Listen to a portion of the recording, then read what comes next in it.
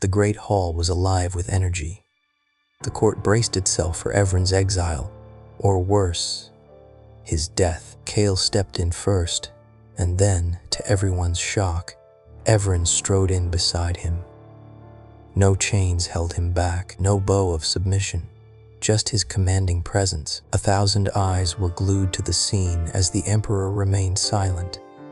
Evren took the lead. The chamber buzzed with anticipation. Silts rustled, fans whispered, and boots shifted on the polished marble floor. It had been years since the court had gathered like this. Not for war, not for judgment, and certainly not for a traitor. They thought they understood the significance of this day, the conclusion of a tale, the healing of a wound. Then Kael made his entrance. Clad in dark robes, he wore no crown and carried no weapons. It was just him, walking steadily across the floor toward the high platform. He reached its edge, stood tall, and said nothing. The court fell silent, the tension palpable. Then came the footsteps. From the eastern archway, Evren emerged. No escort, no chains, no disguise. He donned black, with no seal or title to mark him. Yet every thread of his robe radiated authority. The nobles blinked in disbelief. Some even gasped. Evren strode confidently down the length of the chamber, hands at his sides, shoulders squared, and gaze unwavering. He didn't pause at the center. He didn't kneel. Instead, he stepped onto the platform and stood next to Kael. They were of equal height, sharing the same heavy silence. The court held its breath, and just as Kael turned his head slightly, as if to speak, Evren broke the silence first. Evren let the silence linger, allowing it to stretch out like a taut string. He wanted them to feel it, to sit in the discomfort of anticipation. What would he say? What would he dare to say? Then, with a calmness that cut through the tension, he spoke. "You expected my execution. No one dared to move. You thought I would kneel, apologize, bleed." He scanned the faces in the court, taking in the weight of their gazes. "And maybe I should have. My name has become synonymous with rebellion. My very existence, a threat. My voice, an affront to your precious order." A few nobles shifted uncomfortably, whispers flitting between them like startled birds. Evren pressed on. "But what you fail to grasp, what you've always failed to see, is that power isn't something you inherit. It can't be bought or handed down from a throne." He stepped forward, each movement slow and deliberate, commanding attention. It's built, it's survived, it's earned. A ripple of mixed emotions coursed through the crowd, half awe, half fear. "I was raised to believe in kings, in gods, in honor."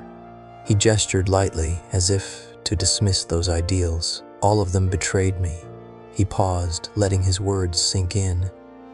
"I'm not here to restore a crown. I'm not here to avenge a house. I'm not here for you." His voice remained steady, unwavering. It didn't need to rise to make an impact. "I stand here because I endured everything you hoped would shatter me." He turned his head slightly toward Kael, a subtle acknowledgement. "And because he didn't kill me." The chamber seemed to hold its breath, the air thick with tension.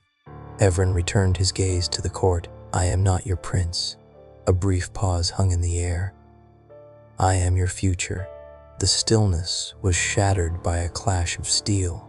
Lord Vareth sprang from the front row, his blade drawn, a scream erupting from his throat like a curse. "For the Empire," he shouted, swinging his sword toward Evren.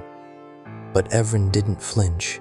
Kael, however, did. He darted between them in the blink of an eye, his own dagger flashing from his belt to intercept the blow mid-swing. The sound of metal ringing filled the air. Kael pushed Vareth back, his blade pressed to the man's throat. Yet it was Evren who stepped forward, calm and unarmed. He gazed down at Vareth, devoid of fear or satisfaction, just clarity. "Drop it," he commanded. Vareth hesitated for a moment, then complied. The sword clattered against the marble floor. Kael's grip remained steady, but Evren raised his hand. Let him go. Kael hesitated, then lowered his blade. Varith sank to his knees, gasping for breath.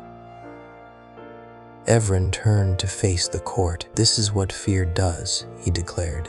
It draws blades, it shuts minds, and it topples empires. His gaze swept over every face in the room. I am not afraid of you, but you should decide, quickly, if you are afraid of me. Silence enveloped the room. No one moved, no one spoke. The stillness that followed wasn't just an absence, it was a sign of submission.